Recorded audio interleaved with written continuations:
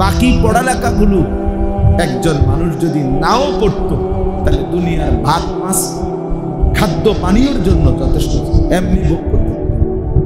কেউ যদি বাংলা, অঙ্ক, ইংরেজি, পদার্থ, জীববিজ্ঞান এক লাইনও না পারে, কেউ যদি এখানে নামও লিখতে পারেন, অঙ্ক ইংরেজি তো পরের কথা, বাংলাতে তার নামটাও লিখতে জানে না, দস্তখতটাও দিতে জানে না, বরং শুধু টিপসই দেয়। এমন মানুষ আছে না যারা কি দেয়, টিপ দেয়, টিপসই দেয়, টিপসই দিতে পারে না। আরেকজনে কোনান দিয়ে টিপ দিব, হিডো বুঝেন না? আদলি লোকেরা দেয় না, তাহলে টিপসই দেয়। তাহলে এরকম এত মূর্খ যে নামটুকুও দস্তখত করতে জানে না, অথচ ওই লোকটাও দুনিয়া পূর্ণ ভোগ করে।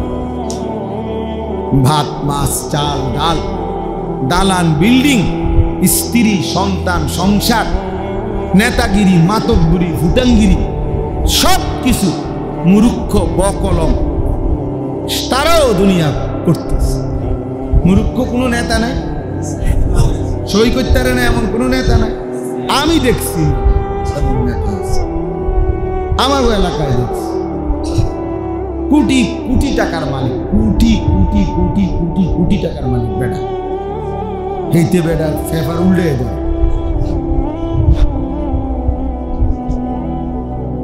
তাইলে নামে কোম্পানির নামে ঢাকা শহরের রাস্তার জায়গার নাম হয়ে গেছে কোম্পানি। যাই হোক, তাহলে বুঝাইতে চাইলাম একদম মূর্খ ছিল, দুনিয়া ভোগ করতেছে। তার অধীনের কর্মচারী হলো তোমার ডক্টরেট ডিগ্রি কর্মচারী, তার কর্মচারী যিনি বড় পিএইচডি করা, সে কয় ওনারে স্যার স্যার স্যার স্যার। এইতে স্যার কি এই কথা বলে তার পাশে জানি স্যার, কিন্তু আল্লাহ তাআলা তাকে কোটি কোটি টাকা সম্পদ দিয়েছে। তাহলে দুনিয়া ভোগ করার জন্য এই পড়ালেখা না হলেও চলবে, কিন্তু কোরআন এবং সুন্নাহর ইলম ছাড়া আখিরাত মিলবে। তাহলে বাংলা অঙ্ক ইংরেজি ছাড়া দুনিয়া মিলবে, কিন্তু কোরআন সুন্নাহ ছাড়া আখিরাত মিলবে না। আখিরাত তোমার মামুর বাড়ি না, আখিরাত তোমার মামুর বাড়ি না, আখিরাত কারো চাচার শ্বশুর বাড়ি না, আখিরাত বন্দেগীর বিনিময়। কোরআনুল কারীমের মধ্যে আল্লাহ বলছেন জাযাআন বিমা কানু ইয়ামালুন, আমি আল্লাহ তাআলা তোমাকে এই যে জান্নাতের বিনিময় দিচ্ছি বান্দা, তোমার সারা জিন্দেগি আমলের বিনিময়ে আমি আল্লাহ দয়া করে তোমার জান্নাত দিয়ে দিলাম। এ তোমার সেজদার বিনিময়। কুলু ওয়াশরাবু হানিআম বিমা আসলাফতুম ফিল আইয়ামিল খালিয়া। আল্লাহ জান্নাতি বান্দাকে বলবে, দুনিয়ার জীবন যে তুমি নেক আমলগুলো করেছিলে, আজকে তার বিনিময়ে আমার এই জান্নাতে খাও পান করো নিশ্চিন্তে নির্বিঘ্নে, নির্বিঘ্নে। এই জন্য প্রত্যেকটা আমলের জন্য ইলম জরুরি, ইলম জরুরি, কোরআন সুন্নাহর ইলম। এমনকি ঈমানের জন্য ইলম জরুরি। ফা'লাম আন্নাহু লা ইলাহা ইল্লা, ফা'লাম আল্লাহ বলছে এই কথার ইলম অর্জন করো যে লা ইলাহা ইল্লাল্লাহ, আল্লাহ ছাড়া আর কোনো ইলাহ নাই। এইটারও ইলম তোমার দরকার যে আল্লাহ ছাড়া আর কোনো ইলাহ নাই বলতে কি, শিরিক কি, কুফর কি, ঈমান কি, তাওহীদ কি, ইখলাস কি, এটাও শেখা দরকার, এটাও জানা দরকার, এটাও বুঝা। অসংখ্য মানুষ এমনও আছে যাদের জবানে তো কালেমা এটা পড়তে পারে, কিন্তু বিশ্বাসে, কথায়, আচরণে, কলিজার ভিতরে কোনো বিষয়ে সে ঈমান হারা, সে জানেও না। কোনো শব্দ, কোনো বাক্য, কোনো বিশ্বাস এমন করে রাখছে, এমন বলে ফেলছে যার দ্বারা তার ঈমান চলে গেছে। অথচ সে মুখেও এখনো পড়তে পারে লা ইলাহা ইল্লাল্লাহ, এটা কইতে পারে, কিন্তু বাস্তবে তার কি নাই, ঈমান নাই, তার তো খবরই নাই। আন তাহবাতা আমালুকুম ওয়া আনতুম লা তাশউরুন। আল্লাহ বলছে বান্দা এমন হতে পারে যে তোমার পুরা জিন্দেগীর আমল ছুটে গেছে, অথচ তুমি জানো না। ওয়া আনতুম লা তাশউরুন, তোমার জানাই না। আহা ছেলেরা, তোমাদেরকে বলি অনেক কথা, অনেক বিশ্বাস এমন আছে যে কারণে বেঈমান হয়ে যায়। অথচ তুমি তো মনে করছো তুমি শুক্রবারে তোমার নামাজ পড়ছো, তুমি মনে করছো তুমি শবে বরাতে নামাজ পড়ছো, তুমি মনে করছো তুমি রোজা রাখছো, কিন্তু এই সবগুলো কাউন্ট হওয়ার জন্য এগুলো সব কাউন্ট হওয়ার জন্য ঈমান জরুরি। বিশ্বাস মূল বিষয়। ঈমানের সমস্যা, আকীদার সমস্যা বড় সমস্যা। এই জন্য ইলম জরুরি। কোরআন সুন্নাহর ইলম আমাদের প্রত্যেকের জরুরি। আমাদের হযরত মাওলানা আব্দুল মালিক সাহেব দামাত বারাকাতুহুল আলিয়া কে আমাদের জাতীয় মসজিদ বাইতুল মুকাররমের যিনি সম্মানিত খতিব, বাংলাদেশের মানুষ তাকে যেটুকু চিনে, আরব বিশ্ব গোটা পৃথিবীর ওলামা মানুষরা তারে তার চাইতে 100 গুণ বেশি চিনে। বাংলাদেশে তিনি যেতটুকু সম্মানিত, মধ্যপ্রাচ্যে আরব বিশ্বে উনি তার চাইতে 100 গুণ বেশি সমাদৃত। জানুনি আসা আরব বিশ্বের ইউনিভার্সিটিতে হযরতের কিতাব সিলেবাস হিসাবে পড়ানো এই খতিব সাহেব। তার বাবাই বলছিল আব্দুল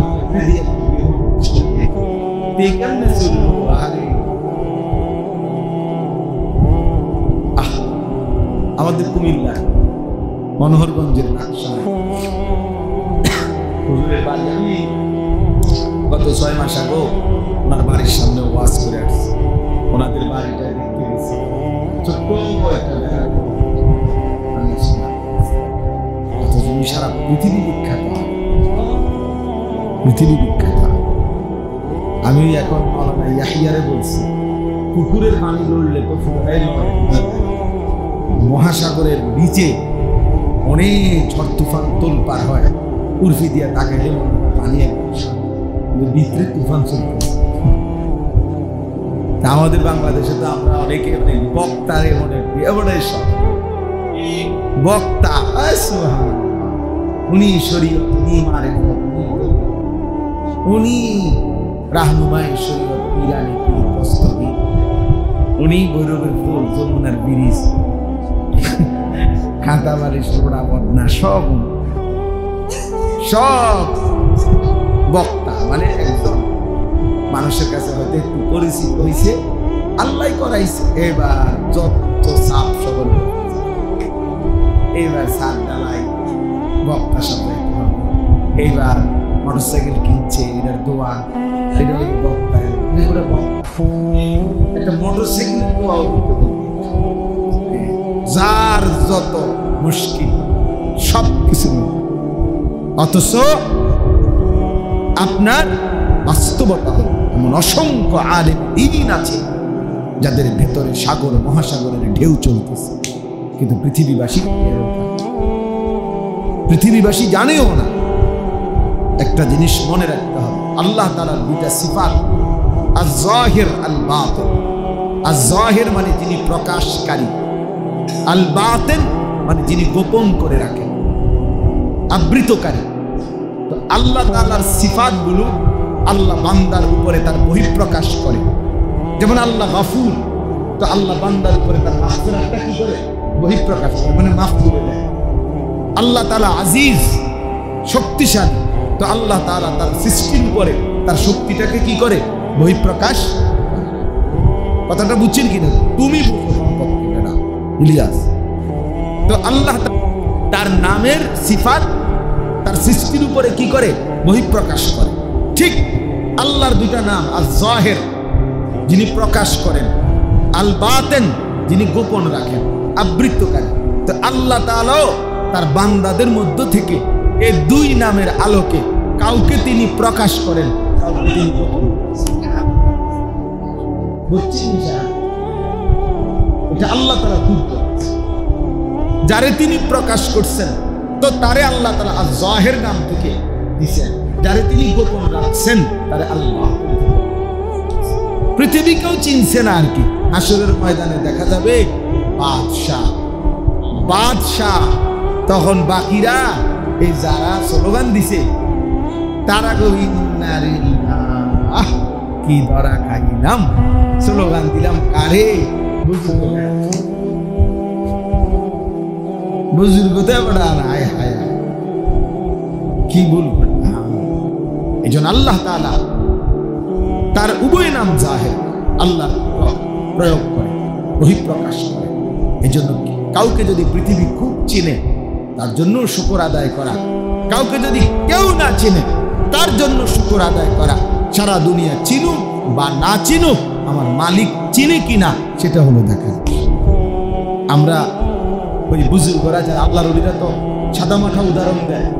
আমার মনে আছে আমি ছাত্র জীবনে বয়ানে শুনছি, বুজুর্গ ওলামায়ে কেরাম তো ওই বলছে উদাহরণ দিতে গিয়ে যে নতুন বউ মেয়েরে তার বিয়ে, তো তার বান্ধবীরা তারে নতুন করে সাজাইতেছে কাপড় গহনা দিয়ে।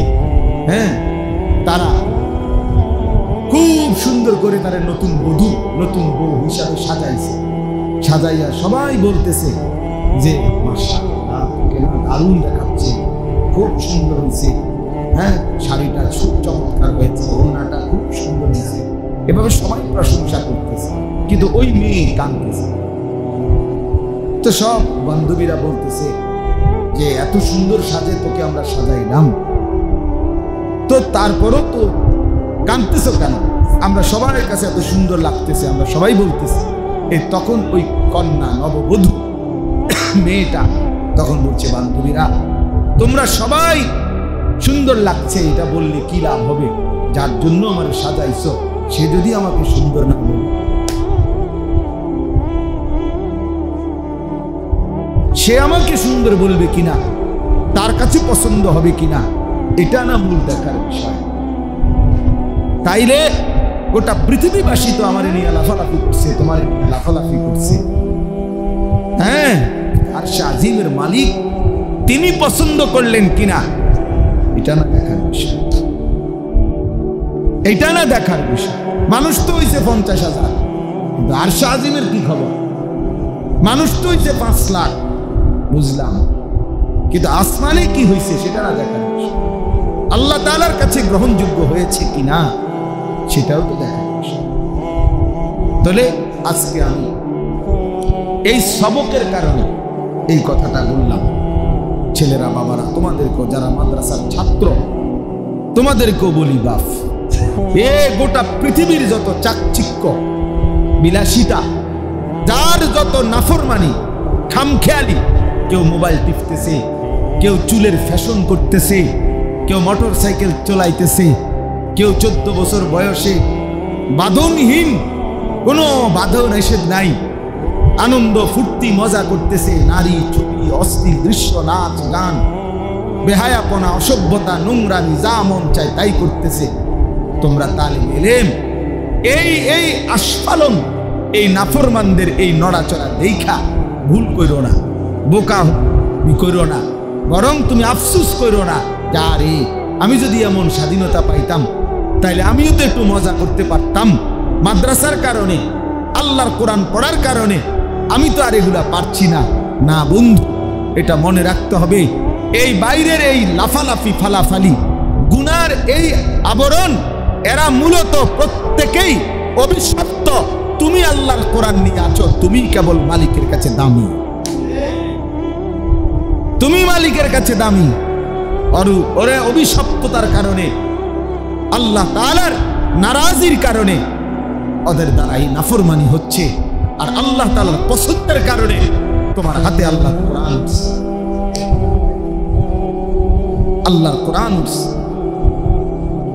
হ্যাঁ, এই এখনো আজকেও মাগরিবের নামাজ পড়ছি যেই জায়গায়, মাগরিব, হ্যাঁ মাগরিবের নামাজ পড়ছি যেখানে, তো নামাজের সালাম ফিরাইয়া আবার নামাজ পড়ছি। এখন সালাম ফিরাইয়া আবার সিরাতাল মুস্তাকিম, ইহদিনাস সিরাতাল মুস্তাকিম, তারপরে মুস্তাকিম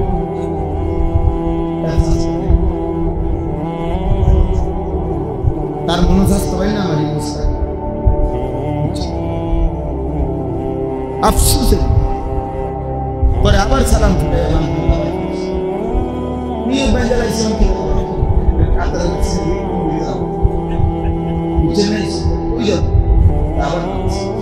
সাথীদেরকে বলছি আবার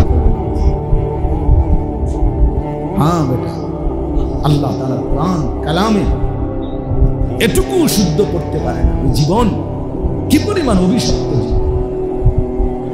যাকে আল্লাহ তাআলা জবান দিয়েছেন, যিনি দিলেন জবান, যার জিহ্বা, যার চোখ, যার নাক, যার কান, আহা তার নামটাই সুন্দর পড়তে পারে না, তার কথাটাই পড়তে পারে না, সেই মালিকের চিঠি আল্লাহর কোরআন, হ্যাঁ সেই রাসূলের চিঠি হাদিস, এটাই যে পড়তে পারে না, সে আর জীবনে কি বললো এই জিহ্বা দিয়ে? একটা মজার কথা শোনো, আমার কাছে একটা উর্দু সরা আছে, তাকরীরে বুখারী, আমরা ছাত্র জীবনে পড়ছি।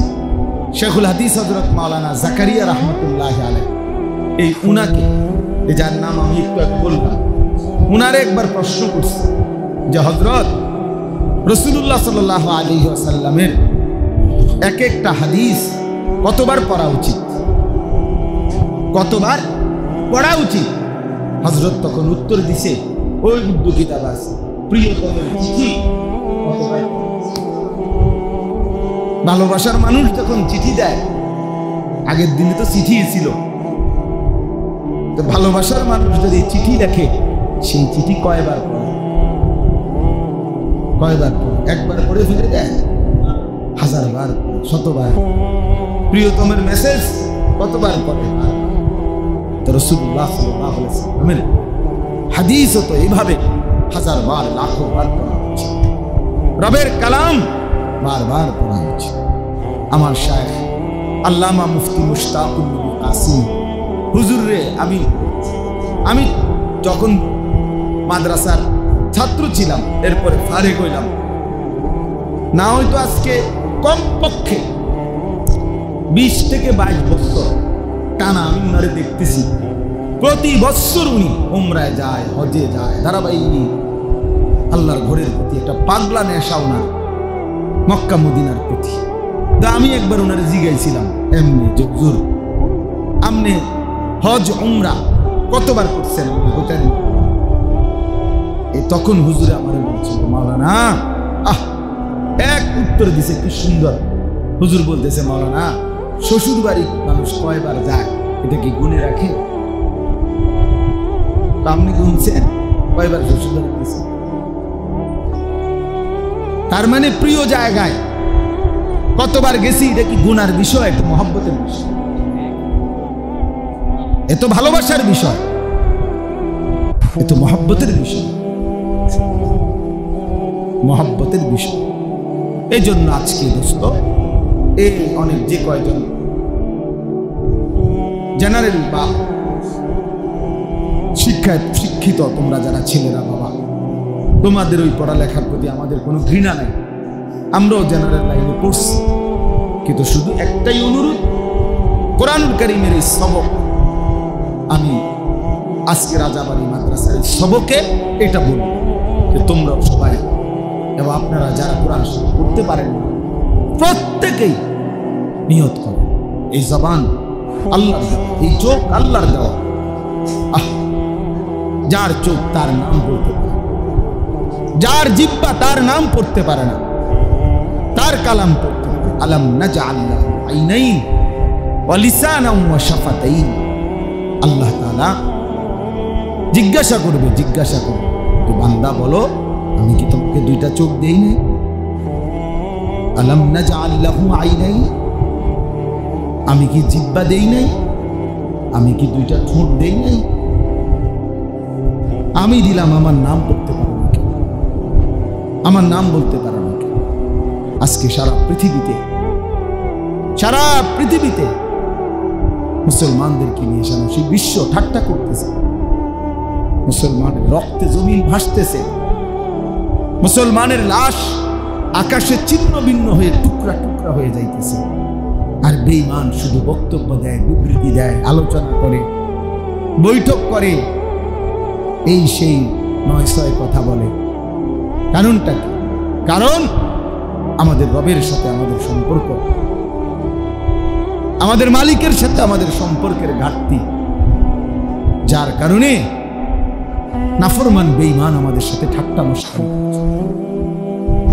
মস্কারি করছে।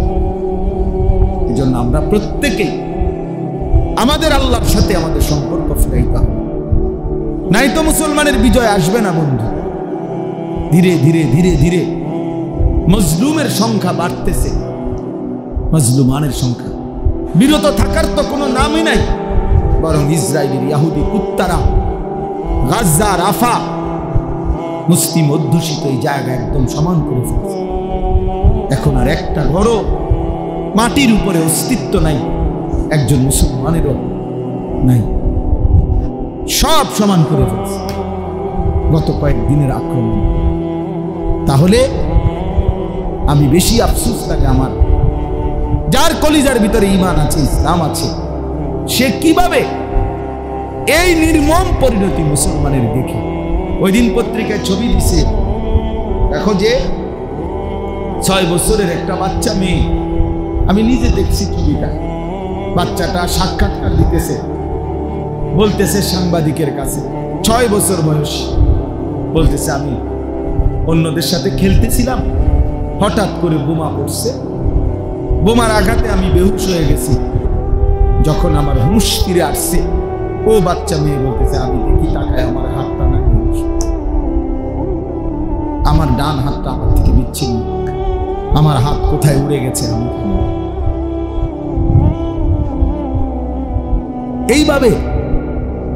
এইভাবে জলজ্জান্ত 3 বছরের 10 বছরের মাসুম নিষ্পাপ বাচ্চা যারা হত্যা করে, তারা তো কুত্তাও হতে পারে না, মানুষ তো দূরে থাক, এরা তো কুত্তাও না। ইসরায়েলের এই বেঈমানগুলো, নেতানিয়াহুর এই অনুসারীগুলো, কিন্তু তারা এইভাবে মুসলিম নিধন করছে।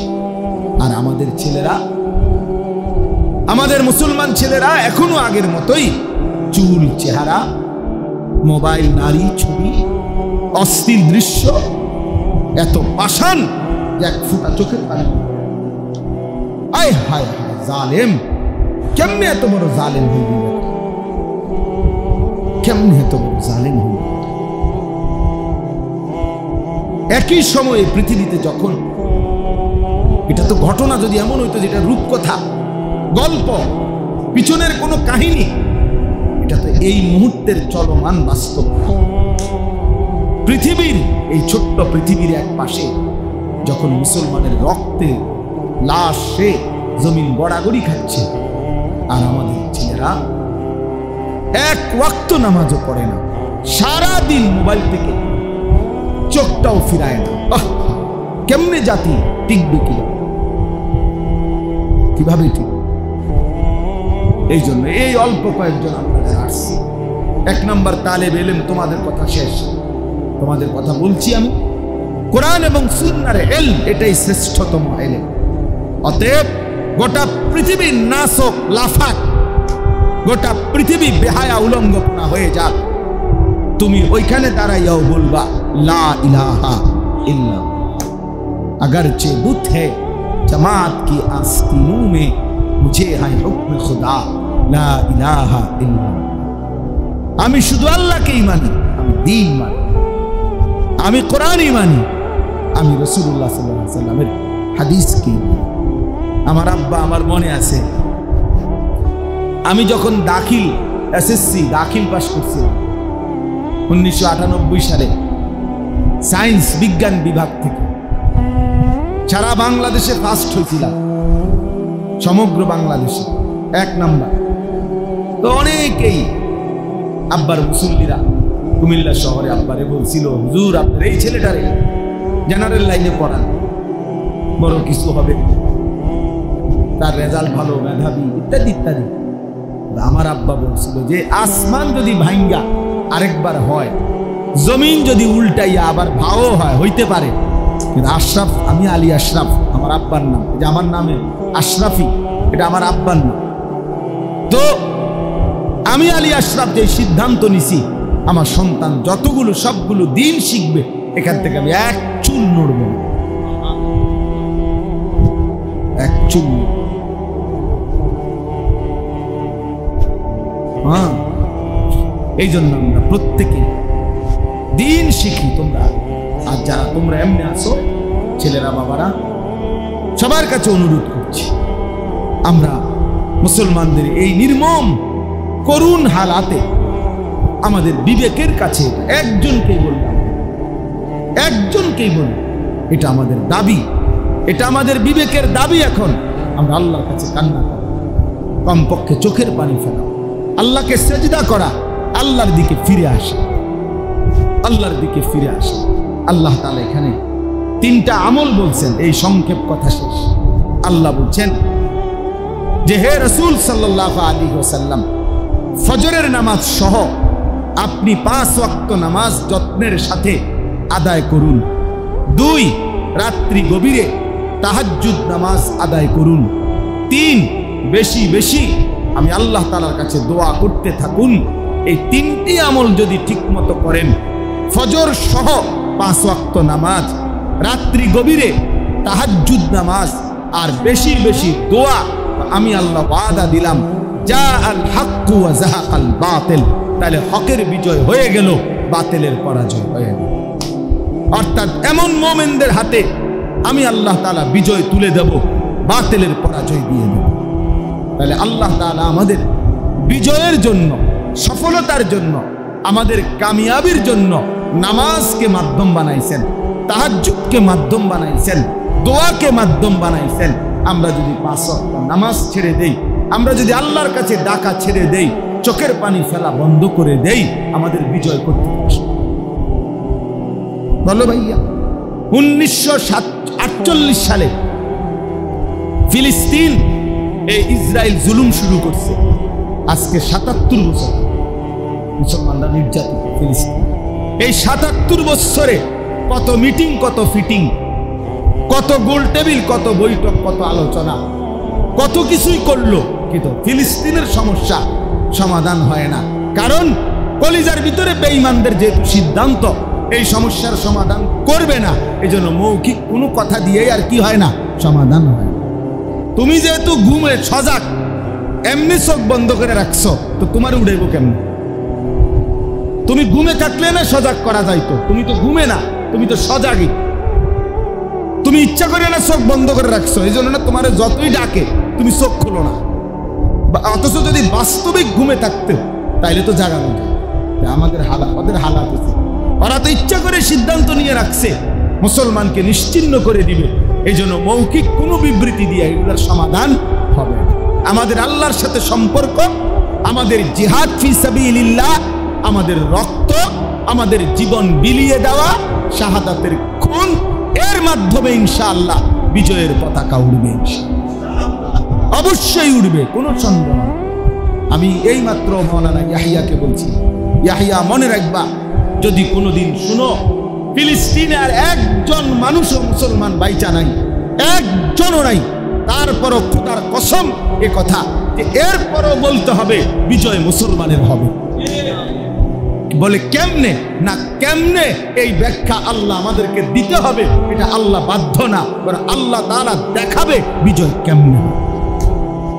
আমাদের বছর শুরু এখন কওমি মাদ্রাসা, এটার একটা কারণ, অর্থাৎ রমজান মাসে যেন আলাদা পড়ালেখা, কোনো চাপ না থাকে, শুধু আল্লাহর শুধু একাকিত্বে নিজের ব্যক্তিগত ইবাদত। কিতাবের মধ্যে স্পষ্ট আছে, ইমাম মালিক রাহমাতুল্লাহ বিশ্ববিখ্যাত ইমাম, মুজতাহিদ, 4 মাযহাবের একজন ইমাম, মসজিদে নববীর ইমাম, মদিনার ইমাম, ইমাম মালিক রাহমাতুল্লাহ জগৎ বিখ্যাত মুফতি, মুহাদ্দিস, ফকিহ ছিলেন। সারা পৃথিবী থেকে মানুষ ওনার কাছে দিন শিখতে আসত, সারা পৃথিবীর মানুষ। ওনাদের ছাত্র ছিল সারা বিশ্বব্যাপী ছাত্র, সারা পৃথিবীর মুসলিম অঞ্চল থেকে তালেবে ইলমরা মদিনায় আসতো ওনার কাছে পড়তে।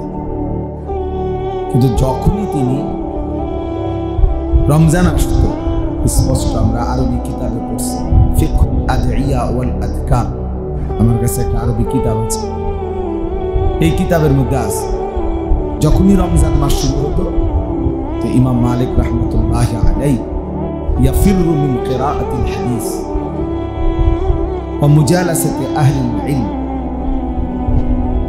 ইমাম মালিক রাহমাতুল্লাহি আলাইহি হাদিসের যে দর্স ছাত্রদেরকে যে পড়ান সেটার থেকে ফিরে আসতেন, অর্থাৎ বন্ধ করে দিতেন। এমনকি আহলে ইলম ওলামায়ে কেরামের সাথেও বসা, বিশেষ কোনো সবার সাথে কাজ করা, আলেমদের কাজ, মজলিস, এইটাও তিনি ত্যাগ এবং বলতেন ওয়া আকবালা ইলা তিলাওয়াতিল কোরআন মিনাল মাসহাফ, এবং তিনি সরাসরি কোরআন কারীম এরকম কপি নিয়ে সরাসরি কোরআন কারীমের তেলাওয়াতে মশগুল হয়ে যেত। মানে বুঝাচ্ছেন যে রমজান মানে ভিন্ন কিছু, রমজান মানে ভিন্ন কিছু। রমজান হলো ইনফেরাদি আমল, মানে ব্যক্তিগত আমলের শ্রেষ্ঠতম মাস। আমাকে ঘটন, আমার নিজের জীবন, নিজের আখিরাত, নিজের কবর, নিজের পরকাল, নিজের মৃত্যু পরবর্তী জিন্দেগি সাজাইবার সবচেয়ে মোক্ষম সুযোগ, শ্রেষ্ঠতম মৌসুম রমজান।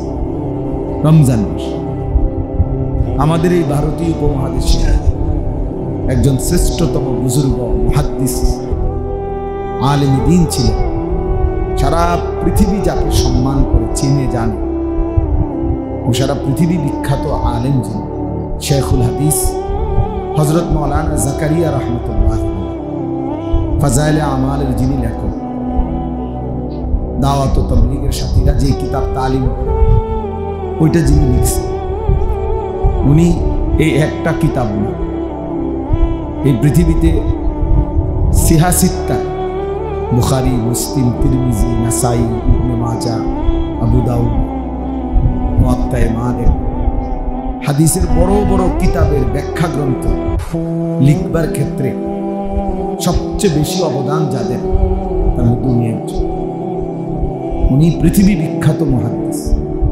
ওনার লিখিত আরবি ব্যাখ্যা গ্রন্থ আমি আমার এই চোখে মক্কা শরীফ, আল্লাহর ঘর যেখানে মসজিদে হারাম, মসজিদে হারামের তিনতলায় মসজিদে হারামের লাইব্রেরি আছে, বিশাল লাইব্রেরি। আমরা হজ উমরায় গেলে ওইখানে কিতাব মোতালা করি, ওইখানে ওই আরব দেশের আল্লাহর ঘরের মসজিদে হারামের লাইব্রেরির মাকতাবার মধ্যে নিজে মুওয়াত্তা মালিকের যে শরহ আউজাজুল মাসালিক জাকারিয়া রাহমাতুল্লাহর লিখিত কিতাব ওখানে আছে। অনেকে মনে করে যে ফাজাইলে আমাল লিখছে যে আলগা কিছু পণ্ডিত আছে ফালতু, এগুলো বলে যে জাল হাদিসে করা, ভুল ভ্রান্তিতে বেওকুফ। আগে তো মন্তব্য করার আগে জানা উচিত সেটা লিখছে, লিখছে কাঙ্গালের কাঙ্গালে লিখছে, লিখছেন যিনি, তিনি জগৎ বিখ্যাত মুহাদ্দিস, ছোটখাটো মুহাদ্দিস। 60 বছর যিনি, ওই ছেলেরা ওই মোবাইলগুলো নামো নামো, হাতের মোবাইলগুলো নাম, এমনি শোনো, মোবাইল আড়াইবা না, হাতে দেবো, একদম নিষেধ, নাইলে উঠাই দেবো কিন্তু। তো 60 বছর তিনি এক টানা শুধু আল্লাহ রাসূল সাল্লাল্লাহু আলাইহি সাল্লামের হাদিস পড়াইছেন। 60 বছর মসজিদে নববীতে কমপক্ষে 11 বছর যিনি মসজিদে নববীতে রাসূলুল্লাহ সাল্লাল্লাহু আলাইহি সাল্লামের রওজায়ে আতহারের কাছে হাদিস পড়াইছেন। মদিনায় যিনি মদফুন, যিনি ইন্তেকাল করেছেন মদিনা, তিনি জাকারিয়া। যাই হোক, এই জন্য বললাম উনি জগৎ বিখ্যাত মুহাদ্দিস। তিনি তো এই এত বড় মানুষ, সারা পৃথিবী ব্যাপী ওনার ছাত্র ভক্ত মুরিদ।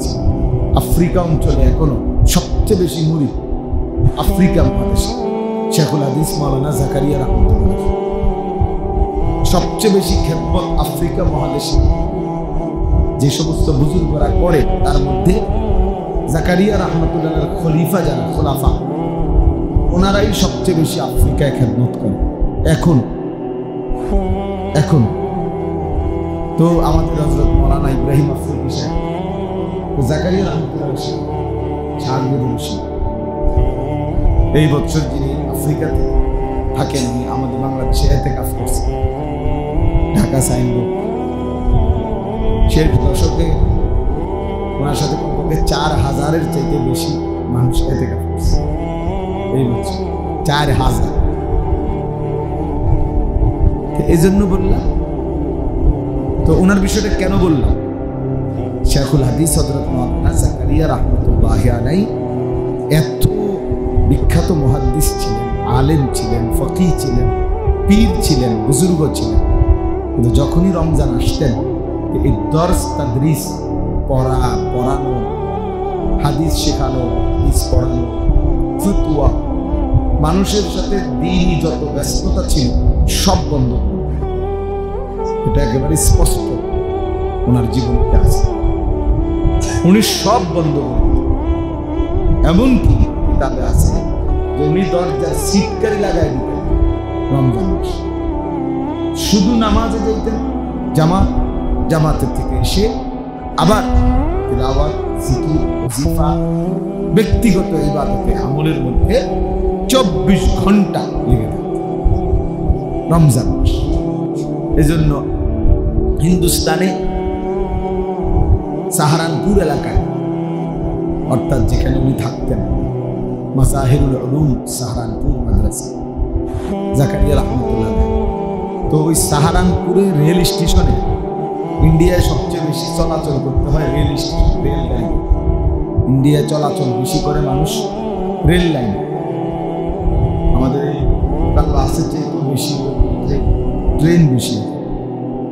তো সাহারানপুর স্টেশনে তখনকার যুগে রেল স্টেশনে সারা পৃথিবী থেকে মানুষ ওনার সাথে দেখা করার জন্য আসত জাকারিয়া রহমতুল্লাহর কাছে, ওনার ভক্তরা, মুরিদরা, ছাত্ররা।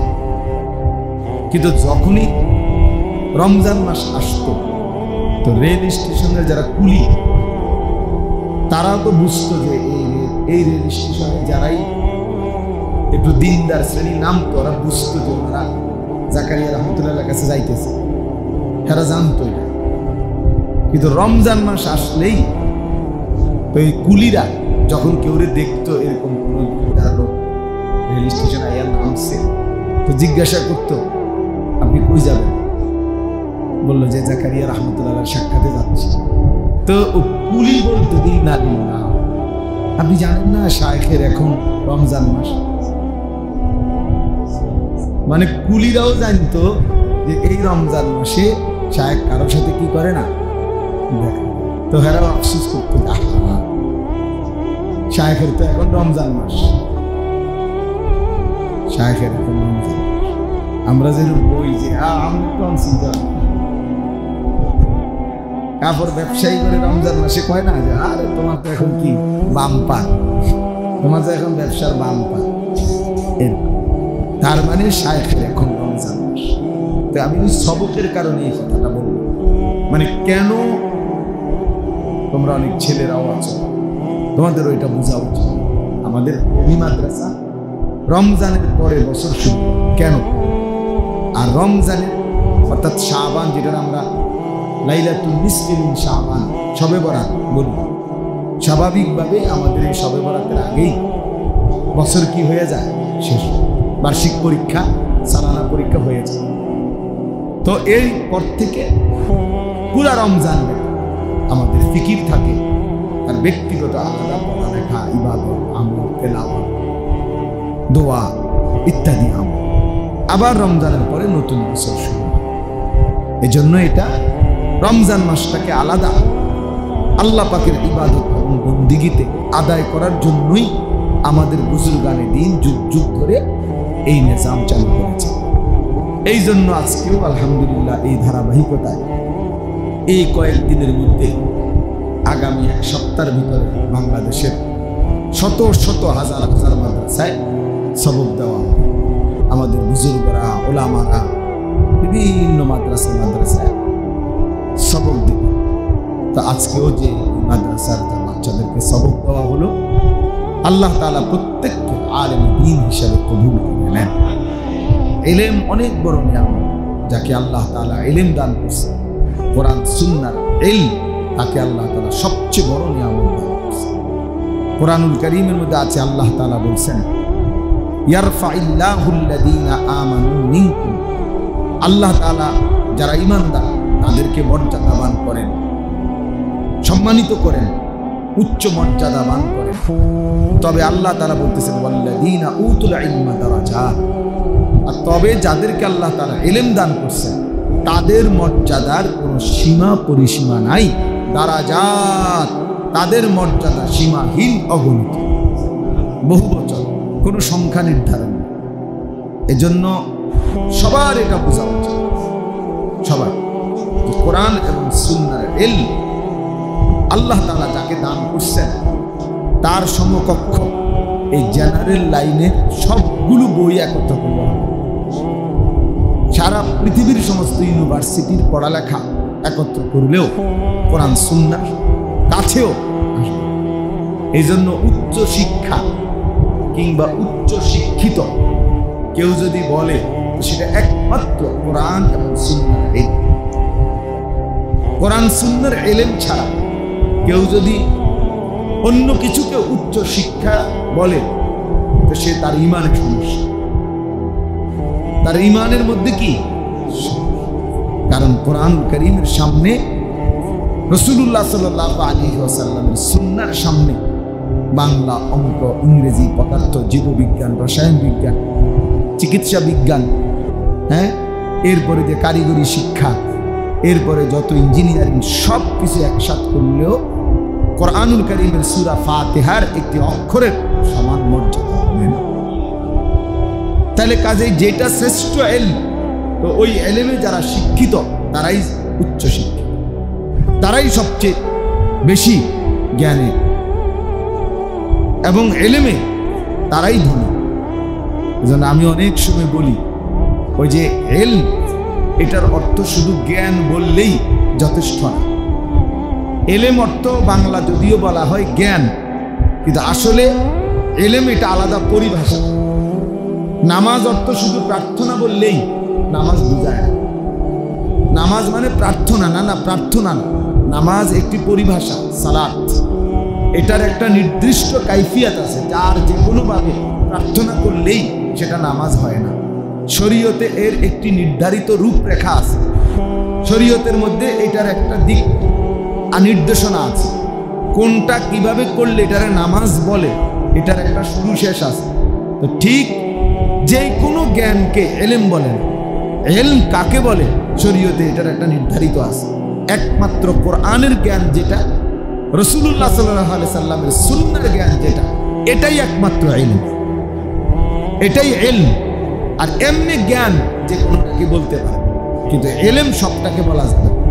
এই জন্য বিদ্যা অর্জন করা প্রত্যেক মুসলমানের উপর ফরজ। আল হাদিস এই কথা লেখা স্কুলের ওয়ালে লিখলে হতো না, স্কুলের ওয়ালে নেই, এটা অনেক স্কুলের ওয়ালে লিখে রাখে। বিদ্যা অর্জন করা প্রত্যেক মুসলমানের উপরে ফরজ। আল হাদিস মানে কি বুঝাইতে চাইছে? বুঝাইতে চাইছে এই স্কুলের ভিতরে যত পড়ালেখা হয় সবগুলো অর্জন করা প্রত্যেক মুসলমানের উপরে ফরজ। না না, জি না, এটা ফরজ না, এটা সবার উপরে ফরজ। ফরজ হলো কোরআন সুন্নাহর ইলম শিখা, প্রত্যেকের উপরে ফরজ। কথা বুঝছেন কি না ছেলেরা? তোমরাও বুঝছো। ইসলাম যেই জ্ঞানকে উৎসাহিত করেছে, সে জ্ঞান আল্লাহ তাআলার নামের মাধ্যমে যে জ্ঞান। ইকরা বিসমি রাব্বিক, প্রথম দিন আল্লাহ বলে দিয়েছে পড়বেন, পড়েন বন্ধু, তবে রবের নাম। বিসমি রাব্বিকা, আপনার রবের নাম। যেন আল্লাহর নামে যেই পড়া হয় না, মালিকের নামে যেই পড়া না, সে পড়া মূলত কোনো পড়াই না, পড়াই না। এজন্য জিবরাইল আলাইহিস সালাম প্রথম দুইবার নবী সাল্লাল্লাহু আলাইহি সাল্লামকে শুধু ইকরা বলছে, পড়েন। এটার অনেক ব্যাখ্যা আছে, এর মধ্যে এটা একটা ব্যাখ্যা যে নবীজি সাল্লাল্লাহু আলাইহি সাল্লাম প্রথমে যতবারই জিবরাইল বলছে পড়ুন, উনি বলছে না, মা আনা বিকারি, আমি পড়বো না, পড়তে চাচ্ছিলেন না। কিন্তু যখনই জিবরাইল আলাইহিস সালাম বলছে ইকরা বিসমি রাব্বিক, এইবার নবীজি পড়া শুরু করে দিয়েছে। যেন নবীজি বলতেছে, তো জিবরাইল আমি তো এইটার অপেক্ষায় ছিলাম যে রবের নামে পড়বেন, এটা কইলে না পড়তাম বেটা, তুমি কি কও হুদা পড়েন, হুদা পড়তাম, এটা একটা কইছি, আরো আছে এটাও একটা কি কইছি। যখন বলছে রবের নামে, আল্লাহর নামে পড়ুন, তো নবী সাল্লাল্লাহু আলাইহি সাল্লাম আর থামে নাই।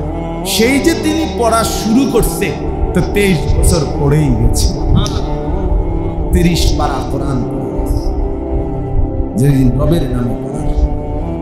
এজন্য মুসলমান হিসাবে ওই মানুষের জীবন ব্যর্থ জীবন যে আল্লাহর কোরআন পড়তে পারে না। মুসলমান হিসাবে ওই জীবন ব্যর্থ জীবন যে রাসূলুল্লাহ সাল্লাল্লাহু আলাইহি সাল্লামের সুন্নাহ পড়তে জানে না। এটাই কথা। আল্লাহ তাআলা আমাদেরকে ঈমান দান করেন, তাকওয়া দান করেন। আজকের এই মজলিসকেও আল্লাহ তাআলা কবুল করে নেন, আমিন। আলহামদুলিল্লাহ। মাওলায়ে কারীম আপনি মাফ করে দেন, রব্বে কারীম আপনি মাফ করে দেন, মেহেরবান মাওলা আপনি মাফ করে দেন। ছেলেগুলোকে নামাজি বানিয়ে দেন, তালিবে ইলমদেরকে আলেমে হক্কানি রব্বানি বানিয়ে দেন, উলামায়ে কেরামকে উম্মতের ফিকির দান করেন। আল্লাহ কবরবাসীদেরকে মাফ করে দেন, মজলুম মুসলমানদেরকে বিজয় দান করেন, গাজা ফিলিস্তিনে মুসলমানদের বিজয় দান করেন, ইসরায়েলের ইহুদি বেঈমানদেরকে ধ্বংস করে দেন। রাজাবাড়ি মাদ্রাসা আপনি কবুল করে নেন, মাদ্রাসার তামাম জরুরত আপনি পূরণ করে দেন, যার যত নেক মাকসাদ আছে পূরণ করে দেন। ছাত্র, উস্তাদ, কমিটি, এলাকাবাসী সকলকে ইখলাস ও তাকওয়া দান করেন।